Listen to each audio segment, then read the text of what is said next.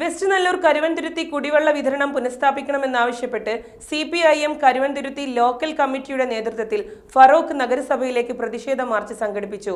CPIM Farook area committee member C. Shiju പ്രതിഷേധ march ഉദ്ഘാടനം ചെയ്തു.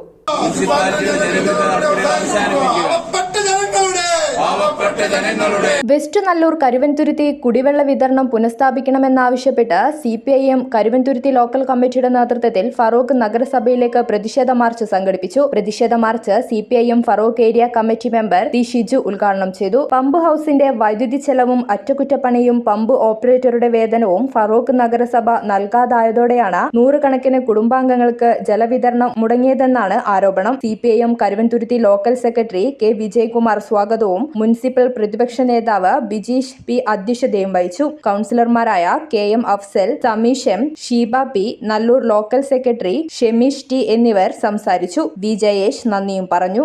ACV news Kozhikode.